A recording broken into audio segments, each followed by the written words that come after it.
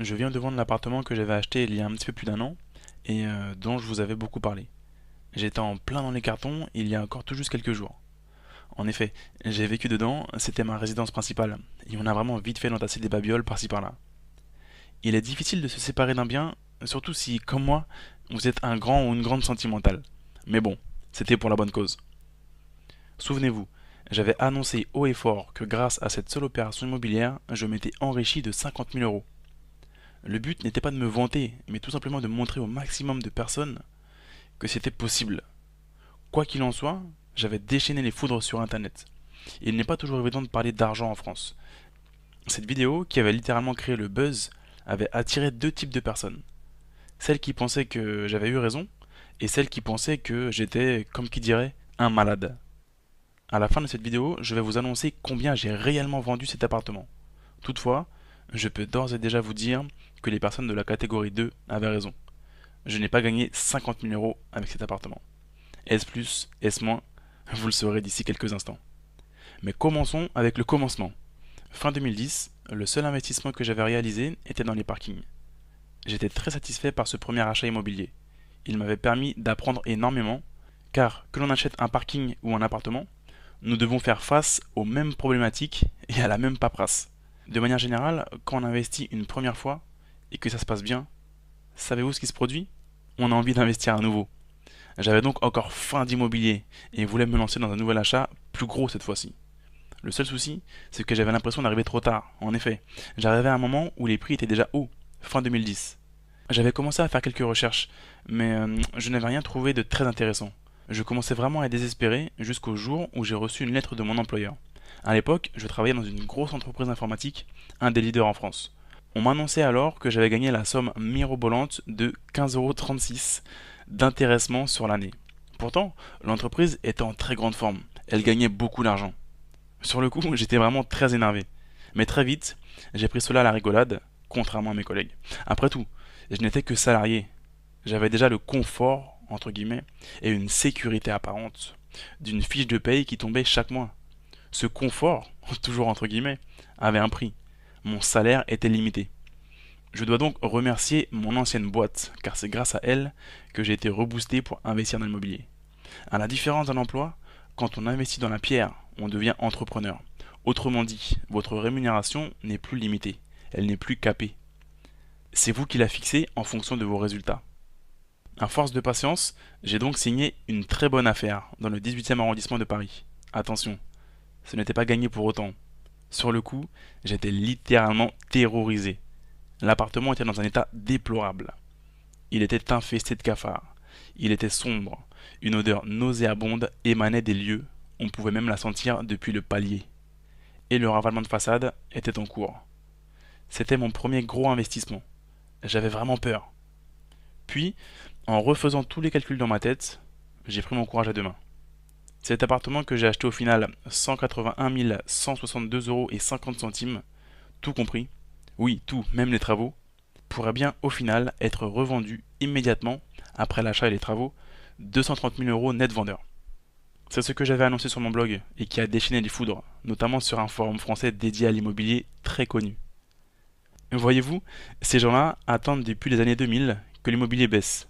Ils attendent que l'immobilier baisse pour acheter. Ce n'est pas le bon raisonnement. Moi, je préfère acheter et attendre. Le souci, c'est qu'ils comparent les prix avec ceux du XXe siècle. Eh les gars, nous sommes au XXIe siècle. En immobilier, une bonne affaire se fait par rapport au marché actuel et pas par rapport au marché d'il y a 15 ans. Ces gens-là rétorquaient également que c'était trop risqué. En quoi est-ce risqué d'acheter quelque chose 50 000 € en dessous de sa valeur? Ils disaient aussi que l'immobilier n'était pas assez liquide, que je ne pourrais pas récupérer ce capital rapidement. Pourtant, j'ai vendu l'appartement de particulier à particulier en 6 jours. 6 jours chrono. Et j'ai dû calmer les ardeurs de l'acheteur qui souhaitait accélérer la vente. Il payait cash. Une partie d'entre eux disait également que l'immobilier allait baisser. C'est celle-là que je préfère. Vous savez quoi? J'adorerais que l'immobilier baisse. Ça me permettrait d'en acheter davantage et des affaires encore plus intéressantes. Quid des biens que je possède déjà? Ils s'autofinancent. En quoi une baisse de la valeur me touche tant que le locataire paye son loyer? Il y avait également les sceptiques qui disaient que si c'était facile, tout le monde le ferait. C'est là où ils se trompent justement. Ce n'est pas facile. Ce qui est facile, c'est d'aller signer un cellier flambant neuf dans un préfabriqué. Ça, tout le monde le fait. C'est pour ça que ça ne rapporte pas. Enfin si, ça rapporte, aux promoteurs et aux commerciaux. Sur cette opération-là, j'ai dû frapper à chaque porte de l'immeuble pour dire aux gens que nous allions couper l'eau en catastrophe, pour changer une vanne d'arrivée d'eau. Et j'ai dû braquer ma propre boîte aux lettres. Il y a eu un mois de retard sur les travaux. J'en passe et des meilleurs. Ce n'est pas facile, tout le monde ne veut pas le faire. Mais tant mieux, car ça rapporte beaucoup plus d'argent à ceux qui restent dans la partie. Enfin, il y a ceux qui critiquaient ma coupe de cheveux, à raser, mon prénom ou encore ma couleur de peau. Jusque-là, je m'efforçais de répondre à tout le monde pour les convaincre de changer d'avis, leur faire comprendre que c'était possible pour eux aussi. Mais avec cette dernière catégorie de personnes, j'ai compris qu'en fait, ils ne souhaitaient pas investir. Beaucoup d'entre eux sont trop feignants pour passer à l'action et se contentent de poster sur des forums et de décourager les autres pour qu'ils ne réussissent pas non plus. Par ailleurs, la personne à qui j'ai vendu l'appartement est très contente de son acquisition. Elle compte dans un premier temps le louer en meublé sur des courtes moyennes périodes. En effet, je vends l'appartement en l'état, c'est-à-dire meublé, dont beaucoup de meubles ont été faits sur mesure lors de la rénovation. Puis il compte y loger d'ici quelques temps un de ses enfants qui sera en âge de faire des études. Enfin, cette personne adore le quartier, qui est à la fois populaire et bobo. Voyez-vous, il n'est pas idiot, il ne s'est pas fait léser. Il a acheté l'appartement au prix de marché, plus un petit premium vu l'état de finition de l'appartement. Il n'a rien à refaire pour le louer tout de suite. Beaucoup pensent qu'il faut forcément arnaquer l'autre pour gagner de l'argent. Alors que pas du tout. Il faut toujours rechercher le rapport gagnant-gagnant.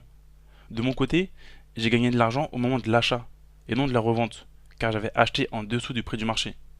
Bon, maintenant parlons de gros sous. Je sais que c'est la partie qui vous intéresse le plus. Cet appartement m'a coûté 181 000 euros, 162 euros et 50 centimes, tout inclus. Donc notaire, frais d'agence, travaux, frais d'acquisition, meubles, déco, vraiment tout. Je souhaitais le revendre 230 000 euros net vendeur, ce qui m'aurait rapporté un petit peu plus de 48 837 euros. Net, puisqu'il s'agissait de ma résidence principale. D'ailleurs, voici encore un élément où les gens essayent d'inventer des histoires du style il faut avoir habité dans les lieux pendant au moins 100 ans ou il faut que votre chien y soit domicilié également pour ne pas payer l'impôt sur la plus-value. Non, non, ça encore une fois c'est que des excuses pour ne pas passer à l'action ou de la jalousie. S'il s'agit de votre résidence principale et que vous pouvez le prouver au fisc, vous ne paierez pas l'impôt sur la plus-value. Point final. Allez voir mon notaire si vous voulez confirmation. Mais je me suis trompé. Je n'ai pas vendu l'appartement à 230 000 euros. Voici le chèque de la vente. Je vous laisse voir par vous-même quel était le prix de vente net vendeur.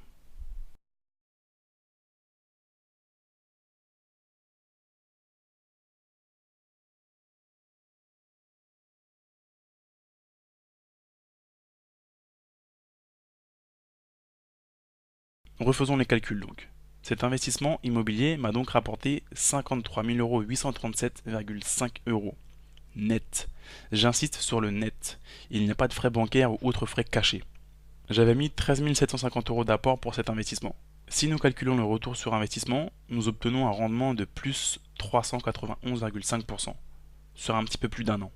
Cela commence à faire de belles sommes, surtout pour un petit gars comme moi qui vient d'une famille modeste et qui part de zéro. C'est ça que j'adore avec l'immobilier. La pierre ne regarde pas d'où vous venez. Elle ne regarde pas ce que font vos parents. Elle ne regarde pas quelle est votre religion.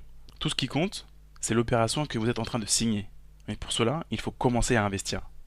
Merci beaucoup d'avoir regardé cette vidéo. J'espère sincèrement qu'elle peut vraiment vous motiver pour passer vous-même à l'action. Dites-moi dans les commentaires ci-dessous ce que vous feriez avec une telle somme. Que feriez-vous avec près de 54 000 euros?